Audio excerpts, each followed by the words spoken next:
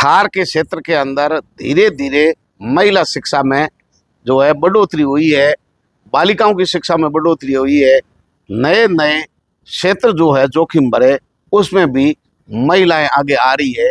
और इस क्षेत्र की ऐसी एक शिक्षित नारी शक्ति का उदाहरण डॉक्टर तारा चौधरी, जो कि शिक्षिका है, यानी शारीरिक शिक्षिका है, और राजस्थान सरकार के माध्यमिक शिक्षा विभाग जो है उनके द्वारा सरकारी बालिकाओं का छात्रावास संचालित हो रहा है, उनका ये परिसर है। उनसे पूरी चर्चा करते हैं। पहले तो स्वागत है आपका। स्वागत आदरणीय महाराज जी, आपका बहुत बहुत स्वागत है हमारे बालिका छात्रावास। कितना मुश्किल था एक दौर जब आप पढ़ते थे? हाँ, यूँ तो देखो, मेरे दादाजी भी सर्विस में थे और मेरे पिताजी भी सर्विस में थे, तो हमारा परिवार के ज़्यादा मैं ऐसे नहीं कह सकती हूँ कि हमारा बहुत ज़्यादा मुश्किल हुआ होगा, परंतु फिर भी हम 3-4 किलोमीटर दूर हम विद्यालय को हम जाना पड़ता था, जहाँ हमने 8th की थी। उसके बाद में हम सिटी में आ गए थे, 9th से लगाकर फिर आगे यही अध्ययन किया। प्रारंभिक शिक्षा जालीपा में? हाँ, जालीपा में, हरसानी फाटा। हरसानी फाटा। ये कब की बात है जब आपका पहला एडमिशन हुआ? एडमिशन लगभग 86 के आसपास था एडमिशन। 86 में। तब कक्षा में बालिकाओं की संख्या कितनी होती थी अमूमन? क्योंकि हमारा है ना जालिपा में काफ़ी पहले से ही बालिकाओं को पढ़ाते थे, तो हम पढ़ते थे तो 15 बच्चे थे हम जो पहले प्रथम क्लास में पढ़ते थे। तब आसपास ही कुछ बच्चे मिलाकर 15 कक्षा में बच्चे थे और लगभग 50 के आसपास बॉयज थे, यानी 15 से 20% रेशियो था। हाँ, 15 से कम नहीं था। हाँ, 15 से कम बिल्कुल नहीं था। फिर आगे का शिक्षा का सफर आपका कैसे तय हुआ? शिक्षा का 8 तक तो हमने हरसानी फाटा से। हाँ, उसके बाद में जब 8 करने के बाद में वहाँ पर सीनियर सेकेंडरी कोई स्कूल थी नहीं, तो परिवार वाले दादाजी ने, दादी जी ने, मम्मी ने, पापा ने सपना कहा थी कि आप अभी सिटी में जाओ पढ़ने, क्यों बड़े भाई साहब दोनों यहाँ पर बाड़मेर में रहकर अध्ययन कर रहे थे। तो हम वहाँ से मकान है हमारे राय कॉलोनी में, हम दादी जी और पापा के साथ यहाँ रहने। फिर यहाँ की गर्ल स्कूल में हुई होगी? नहीं, अंतरदेवी स्कूल में 10th तक हमने अंतरदेवी स्कूल में की थी और 11th-12th गर्ल्स स्कूल में। गर्ल्स से की। क्या फैकल्टी, क्या सब्जेक्ट? आर्ट्स था, साइंस? हाँ, आर्ट्स था भी। फिर कब ट्रेनिंग की? ट्रेनिंग मैंने 12th कर ली थी 98 में। उसके बाद में 99 में मैंने शारीरिक शिक्षक की ट्रेनिंग करी थी, जो CPED उदयपुर से करी थी। उसके बाद में वैकेंसी आई और 2003 में मेरी पोस्टिंग हो गई थी शारीरिक शिक्षक की। 2003 से। कब से वार्डन है आप छात्रावास? वार्डन 2008 से। 2008 से लगातार? हाँ, लगातार। आपके परिवार की पृष्ठभूमि तो सारे लोग पढ़े लिखे, लेकिन अमूमन उस समय दूसरे जो परिवार थे उनके हालात कैसे थे शिक्षा में? बालिकाओं में शिक्षा में थोड़े कमजोर थे। आज के समय में हम देखते हैं, जैसे मैं अभी सीनियर सेकेंडरी जालीपा स्कूल में लगी हुई हूँ, तो वहाँ अभी देखते हैं तो सारी बच्चों को पढ़ाते हैं। मतलब आज आप अपने ही गाँव में? हाँ, मैं मेरे गाँव में बिल्कुल। तो कितना परिवर्तन देख रहे हैं? हाँ, परिवर्तन बहुत ज्यादा, लगभग 70-80% परिवर्तन देखते हैं। पहले से काफी अच्छा परिवर्तन आया है बालिका शिक्षा में। लोगों की सोच में परिवर्तन आना जरूरी है, मानसिकता में? सोच और मानसिकता में भी परिवर्तन आया है। हाँ, बिल्कुल आया है। बच्चों को पढ़ा रहे हैं और ये सोच रहे हैं कि बच्चियाँ पढ़कर नाम रोशन करेगी, आगे बढ़ेगी। और ऐसे भी देखा जा रहा था अपने थार नगरी बाड़मेर में भी जो बालिका है, वो बालिकाएं काफ़ी आगे बढ़ी है पढ़कर, काफ़ी अच्छी सर्विस में भी गई है बालिका। जैसे आप वार्डन है, यहाँ तो अलग अलग क्षेत्र की बालिकाएं आती होगी और नहीं भी आती होगी, जिनको आवश्यकता है, आवास नहीं है। हाँ, आवास नहीं है, आवश्यकता ऐसी ही बच्चियाँ आती है। जैसे इधर देखे तो बॉर्डर तक की बच्चियाँ आती है, चौटन से आगे की, और उधर देखे तो जैसलमेर तक से बच्चियाँ यहाँ पर रहती है। आपको कैसा लग रहा है? मुझे तो बहुत अच्छा लगता है बच्चों के साथ रहकर। बहुत पूरे दिन टाइम भी चला जाता है बच्चों के साथ में, और बच्चों को किस प्रकार से रखना करना, अब मुझे ऐसा नहीं लगता कि बच्चों के किस प्रकार से उनको टैकल करना पड़ता। बहुत आराम से कर सकती हूँ, कोई प्रॉब्लम नहीं आती है मुझे तो। परिवार में सब लोग अच्छे ओहदों पर है और आप परिवार में, यानी आपके पतिदेव भी, खियाराम जी भी अच्छे ओहदे पर है। अब मकान यहाँ आपके बना हुआ है। हाँ, बिल्कुल। लेकिन फिर भी आप समय दे रहे हैं बच्चियों को और यहाँ इनके साथ रह रहे हैं 24 घंटे। हाँ, बिल्कुल।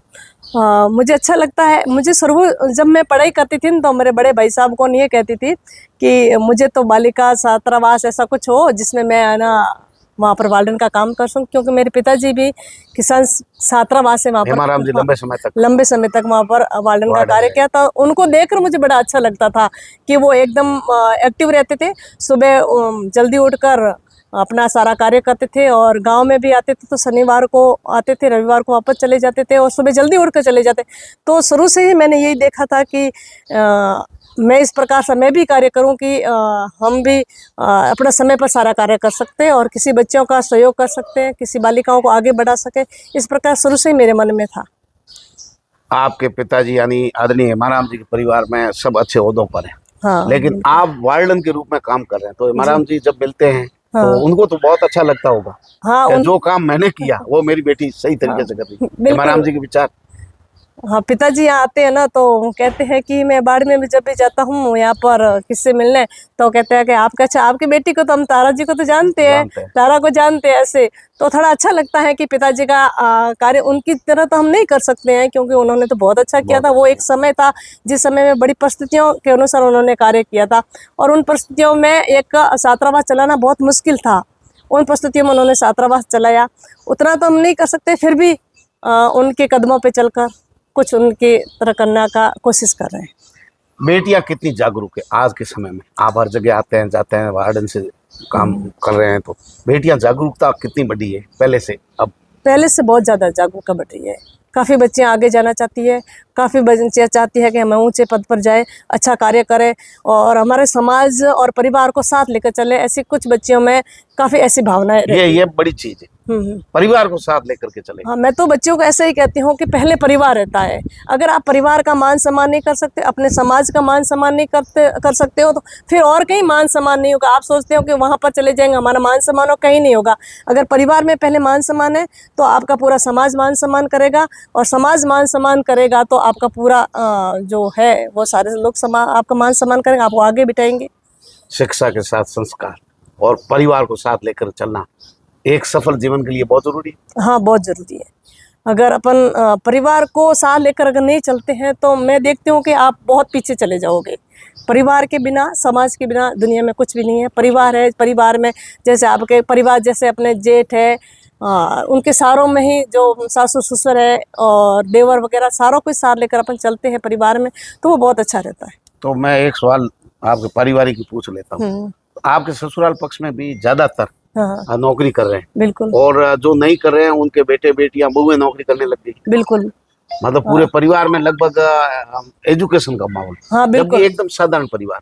हाँ, मेरा ससुराल साधारण परिवार से थे। जब मैं ससुराल गई थी तब मेरे हस्बैंड और मेरे जेठ जी दोनों नौकरी करते थे। उसके बाद हाँ, शेराराम जी, अब मेरे देवर है, देरानी है, मेरे जेठूते की बहू है, जेठूता है, सब नौकरी। हाँ, तहसीलदार है मेरे जेठूते की बहू है वो। हाँ, बिल्कुल, सभी अपनी मेहनत कर रहे हैं और सभी एक दूसरे को देखकर आगे बढ़ रहे हैं। अच्छा, उन्होंने पढ़ाई करी, उनको देखकर सब लोगों का मन होता है कि हम आगे बढ़कर पढ़ाई करें, और सब मेहनत। परिवार में कोई न कोई सदस्य नौकरी कर रहा है।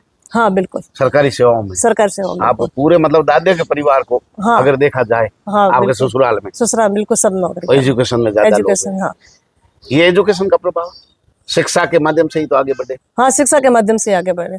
आज कहीं पर भी जाते हैं हमारे परिवार का तो लोग बड़ा मान सम्मान करते हैं कि इनके परिवार में अच्छे पद पर लोग हैं। हाँ, बिल्कुल।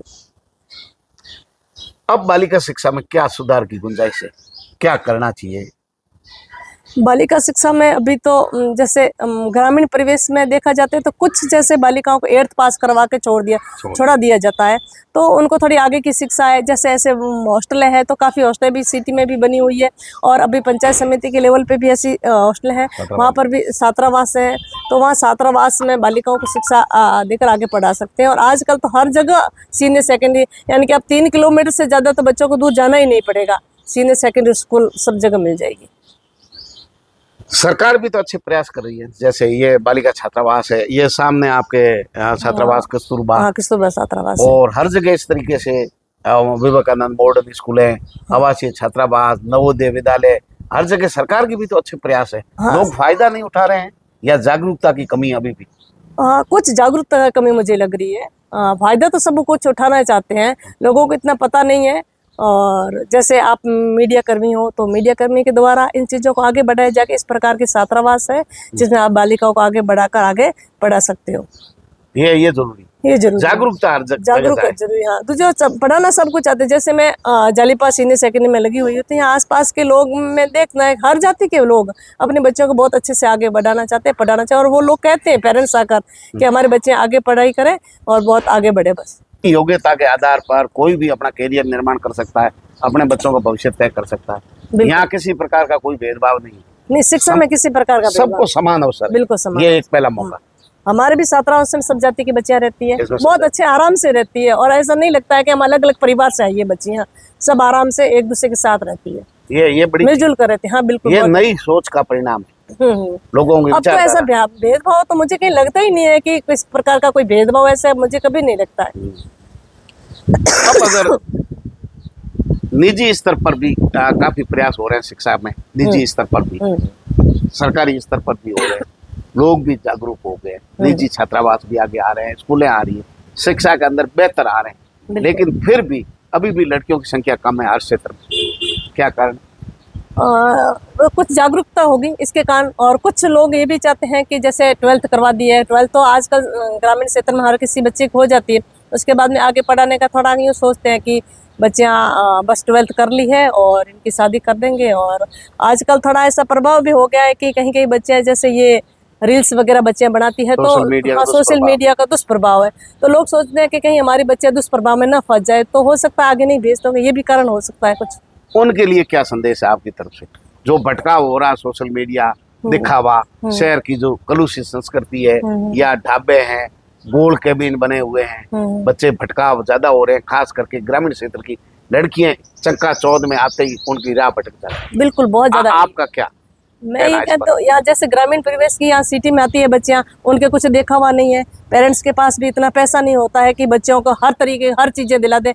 अब बच्चे किसी के अपनी फ्रेंड को देखकर उनके अलग अलग प्राचीन सभ्यता की तरह कुछ नई नई ड्रेसें लानी करनी, इस प्रकार उनके बहुत सारा मन में होता है, तो वो सारा पेरेंट्स नहीं करता है और बच्चियाँ दुष्प्रभाव में फंस जाती है। तो ये नहीं होना चाहिए।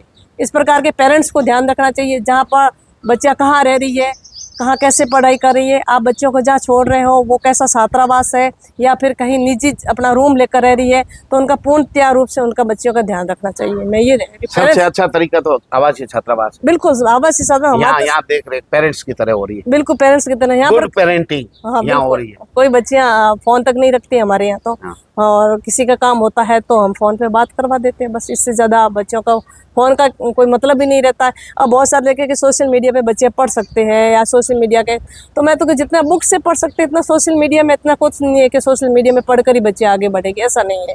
सोशल मीडिया ऑफलाइन जैसा कुछ नहीं, ऑफलाइन जैसा कुछ नहीं है।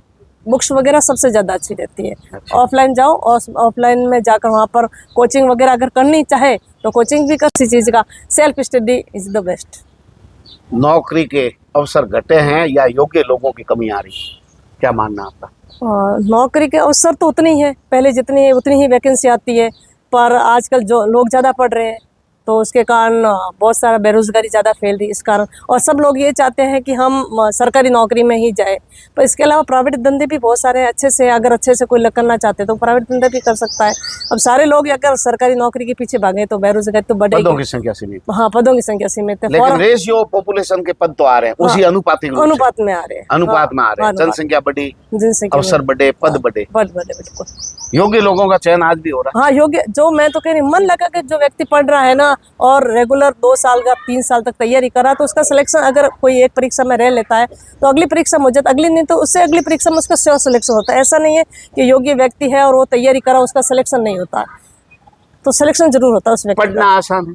बिल्कुल आसान नहीं, बहुत आसान है पढ़ना, या मेहनत करके, मेहनत मजदूरी करके? नहीं, मजदूरी तो बहुत दोपहरी में 2 बजे कमठे पर जाना, कमठे पे जाना बहुत हालत खराब, इतनी गर्मी पड़ी, लोग बाहर भी नहीं जाना चाहते। लेकिन ये बच्चों को ये आभास नहीं है इन बातों का कि इनके पेरेंट्स इनकी खुशियों के लिए क्या क्या करते हैं। हाँ, बता इस उम्र में इनको पता नहीं। हाँ, इस उम्र में बच्चों को पता नहीं, इस उम्र में चकाचौंध जिंदगी दिखती है, खुशी, आराम से घूमना फिरना, ये सब हर किसी को बच्चों को पसंद होता है कि घूमने फिरना थोड़ा सा।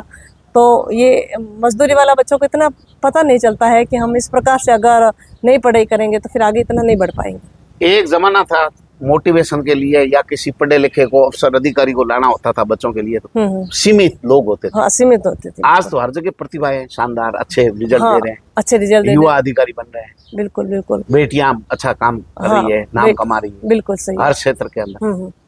यहाँ बीएसएफ में मैं गया तो वहाँ भी बॉर्डर पर ड्यूटी दे रही है। हाँ, बॉर्डर में मेरे यहाँ पर छात्रावास की रही हुई बच्चा बीएसएफ में सिलेक्शन हो रखा है, जो बॉर्डर पे रहती है। को एक दो बच्चों का तो अभी गुजरात में है और दो बच्चे अभी दिल्ली में है। तो इस प्रकार से बीएसएफ में भी बच्चे जाकर बहुत अच्छा कर रही है। बॉर्डर पे भी है, गेट कीपर पे भी बच्चे। आपने बीएसएफ में अगर गए हैं तो बीएसएफ में गेट कीपर के ऊपर हमारे इसी हॉस्टल की दल्ली चौधरी करके थी, तो वो अभी 2 साल यहाँ नौकरी करके गई, अभी उसका गुजरात में हुआ है, ट्रांसफर हुई है गुजरात में। तो ऐसे कई बच्चे हैं जो आगे बढ़ती है, हर काम करने के लिए तैयार रहती है बच्चियाँ। तो नौकरी पेशा जैसे आप है, कैसे एडजस्ट करते हैं समय मैनेजमेंट? लोग कहते हैं टाइम नहीं है साहब, आप कैसे मैनेजमेंट करते हैं? कार्यक्रमों में भी मिल रहे हैं, सामाजिक जिम्मेदारी, पारिवारिक जिम्मेदारी, छात्रावास की अपनी ड्यूटी, बिल्कुल। और कभी छुट्टियां हुई है तो भाई साहब के पास देहरादून में दिखाई दे रहे हैं, कभी पिताजी के पास गांव में दिखाई दे रहे हैं, बिल्कुल। तो कैसे मैनेजमेंट होता है? ये 24 घंटे मिलते हैं और मैं सोचती हूँ 24 घंटे बहुत ज़्यादा होते हैं अगर व्यक्ति मैनेजमेंट करना चाहे तो। और 24 घंटे हर किसी व्यक्ति को मिलते हैं। 24 घंटे में अगर वो व्यक्ति कोई फ़ोन देकर अपना टाइम निकालना चाहता, 24 घंटे उसी में निकालना है और नींद भी पूरी नहीं कर पाता है। और जो व्यक्ति 24 घंटे में काम करना चाहता है तो मैं सोचती हूँ अपना सामाजिक परिवार को लेकर या फिर अपना कार्य है वहाँ पर सब कार्य कर सकते हैं।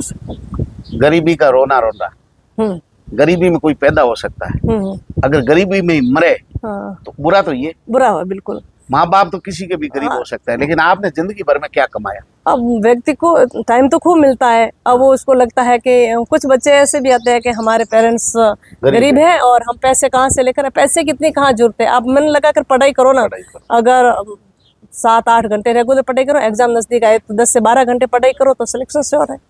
गरीबी का रोना रोता रहेगा तो उसका कभी सिलेक्शन नहीं हो पाएगा। रोजगार के अवसर अब बढ़े, नौकरी को छोड़ दें, निजी जो प्राइवेट धंधे हैं उनमें अवसर बढ़े हैं, बिल्कुल अवसर। और बेटियों के लिए बढ़े हैं? हाँ, बेटियों के लिए भी बढ़े, बेटियां, हाँ अवसर बढ़े। पहले से काफी बेटियां अभी कंपनी में काम कर रही है बेटियां यहाँ। हाँ, कंपनी में काम कर रही है। वही थोड़ा सा ऐसा लगता है कि यहाँ की बच्चियां कंपनी में न जाकर बाहर की आती है। कई बार हम यहाँ से जाते हैं बाहर तो हमको कई बच्चे यहाँ से मिलती है, ट्रेन में हमारे साथ बैठती है, वो कहती है कि हम दिल्ली के हैं या फिर असम के हैं, बहुत दूर दूर की बच्चियाँ यहाँ से आती है, हाँ, या कलकत्ता की आती है। तो वहाँ की बच्चियाँ यहाँ आकर सर्विस कर सकती है, यहाँ की बच्चियाँ भी तो कंपनी में जाकर सर्विस कर सकती है आराम से। अपने थोड़ा वातावरण ठीक नहीं है या हौसला कम देते हैं कि इस जोखिम में मत जाओ और धंधा कर लो या घर में काम कर ले, संतुष्टि करवा देता परिवार मिल करके, लड़की है क्या करवाना है। हाँ, ये मनोवर्ती थोड़ी चेंज नहीं हुई। हाँ, मनोवर्ती चेंज नहीं है, बिल्कुल। हाँ, बिल्कुल सही बात। बेटी है अगर पढ़ रही है और मर्यादा में रह रही है तो अवसर उनको मिलने चाहिए, बिल्कुल। बड़ी बात यह है कि बच्चियां, पेरेंट्स अपना क्या कि अपन तो राजस्थान के हैं और वो भी थार नगरी के लोग हैं, हर कोई अपनी इज्जत चाहता है, तो उनको लोगों कि हम मर्यादा में नहीं रहेंगे तो थोड़ी सी बच्चे हमारी मर्यादा में रहेंगे, थोड़ी सी कहीं प्रॉब्लम हो सकती है, तो उनको थोड़ी सी इसलिए कंपनी वगैरह में लोग थोड़ा कम भेजना चाहते हैं बस। और तो एजुकेशन में वैसे की वैसे अपने बच्चे में कोई प्रॉब्लम नहीं है, बहुत ज्यादा। यहाँ के बच्चे इंटेलिजेंट है, मेडिकल, हाँ, मेडिकल में, पुलिस में, हर चीज में यहाँ के बच्चे ज्यादा इंटेलिजेंट है बाहर से। कई बार मुझे लगता है, मैं तो हर जगह बच्चों को देखती हूँ ना, तो यहाँ के बच्चों में बहुत इंटेलिजेंटता है बाहर के बच्चों से। परंतु थोड़ी मनोवर्ती पेरेंट्स की बदलनी पड़ेगी और बच्चियों ने भी, मैं भी थोड़ा मनोवर्ती कि हम हमारे पेरेंट्स के लिए काम करें, हम हमारे लिए काम कर रहे हैं, अच्छे से हम आगे कार्य कर सकें। आपके समय में ही शायद ये एमबीसी कॉलेज खुली? हाँ, बिल्कुल। आप रेगुलर पढ़े नहीं? हाँ, रेगुलर पढ़ी थी, उसी समय ये कॉलेज खुली? हाँ, बिल्कुल। आज तो एजुकेशन बालिका शिक्षा में बहुत अच्छा, पीजी हो गई। हाँ, पीजी हो गई। ये सामने की बात है। ये 10-12 साल, 15 साल में, ये लगभग 2000 के आसपास, 99-2000 में शुरू हुई थी और अभी पीजी बन गई। ये सफर है 15 सालों। 15 सालों में थे या छोटे थे उस समय, एएनएम जीएनएम या लेडीज डॉक्टर कितने होते थे? कम होते, बहुत कम होते, स्थानीय बहुत कम होते, लेडीज डॉक्टर तो होते ही नहीं थे। यहाँ पर तो लेडीज डॉक्टर बिल्कुल ही नहीं होते थे। हाँ। और एएनएम भी गांव में कम ही होती थी। आजकल तो हर गांव में, हर पंचायत समिति में, हाँ, अब एएनएम सब जगह, और वो भी यहाँ की है। सबसे बड़ी बात तो है कि बाहर के, पुराने समय में बाहर के आकर यहाँ पर नौकरी, जैसे झुंझुनू के बहुत सारी एएनएम यहाँ पर आकर अपनी नौकरी करते थे, परंतु अब यहाँ की महिला, एक ग्राम पंचायत मुख्यालय पर जाएंगे तो 10 महिलाएं आपको मिलेगी, भले आंगनबाड़ी, सहायिका, एएनएम, जीएनएम, शिक्षिका, भले शारीरिक शिक्षिका, प्रिंसिपल, लेक्चरर, ग्राम सेवक, पटवारी, आप इन सारे कर्मचारियों में देखेंगे तो आपको 10 लेडीज मिलेगी। बिल्कुल 10 से ज्यादा मिलेगी, 10 से ज्यादा मिलेगी। क्रांतिकारी परिवर्तन हुए हाँ, महिला शिक्षा में। बिल्कुल महिला शिक्षा में क्रांतिकारी परिवर्तन। पहले इतने नहीं, पहले प्रिंसिपल वगैरह बहुत कम महिलाएं होती थी। आज तो हर गली में आप कहीं जाओगे, हर स्कूल में प्रिंसिपल है, महिला लेक्चर्स है, तो काफी परिवर्तन हुआ पहले से। लेकिन वो सारी मानसिकता बंधन वो सारे तो तोड़ दिए कि चूल्हा चौका करना महिलाओं का काम है, बागडोर संभालना महिलाओं का काम नहीं है। लेकिन आज तो देश की बागडोर संभाल रही है हमारी मातृशक्ति। हाँ बिल्कुल, अपने परिवर्तन तो हुए। बिल्कुल, राष्ट्रपति है जो महिला है, और अपने यहाँ पर कलेक्टर है वो भी महिला है, और सब जगह महिलाएं बहुत आगे बढ़ रही है, आगे बढ़ रही है। हाँ, अपने यहाँ विधायक है वो भी महिला है, तो क्रांतिकारी परिवर्तन हुआ। पहले इतना नहीं था क्रांतिकारी पहले तो लोग सोचते थे कि महिला आगे बढ़कर क्या कर लेगी या कैसा काम कर लेगी, परंतु अब बहुत परिवर्तन हुआ, पहले से काफी परिवर्तन है। लेकिन ये बात अब विधायक महिला आ गई तो मैं एक सवाल और पूछाऊं।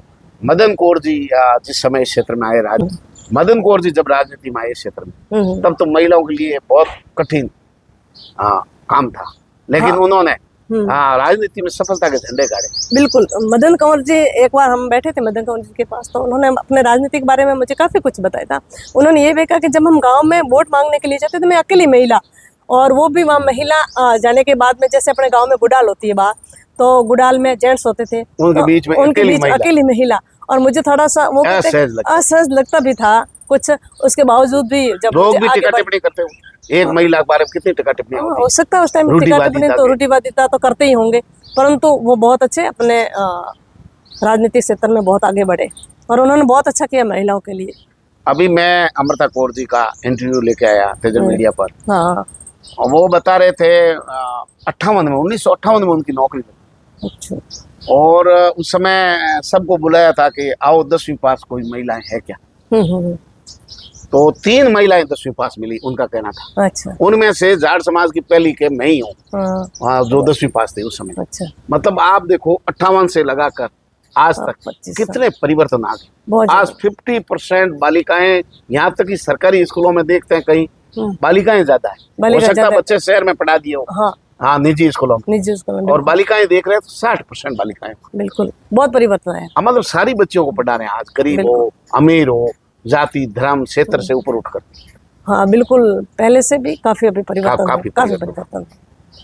यहाँ से बच्चे हैं जाती है वापस शहर में रह करके, तो ये भी तो उजियारा लेके जाती है। बिल्कुल, एक आपके रोशनी के रूप में गांव में वापस जाती है। बिल्कुल, जहाँ पर ये जाती है तो फिर वहाँ के उसी गांव के काफी बच्चे हमारे, और कुछ कुछ ऐसा है कि एक ही गांव के 10-10 बच्चे आ जाती है, उनमें परिवर्तन आता है। वो बताती है गाँव जाकर कि वहाँ पर अच्छा है, अपन सिटी में रहेंगे, और वहाँ पर स्कूल भी नजदीक है, तो वहाँ जाकर अपन अध्ययन कर सकते हैं, और उनके पेरेंट्स भी जागरूक होते हैं।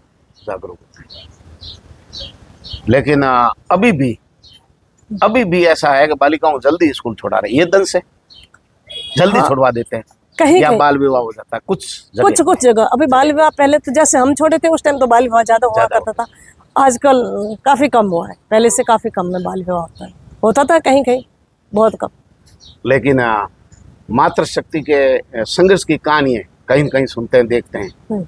ट्रेनिंग के दौरान शादी हो गई, नौकरी लगने से पहले बच्चे की माँ बन गई, उसके बाद में वो तैयारी कर रही है, 30-35 साल की अवस्था के अंदर बच्चा स्कूल में भर्ती कर दिया, फिर वो नौकरी लग जाती। बिल्कुल, बहुत सारी संघर्ष में तो मानना पड़ेगा।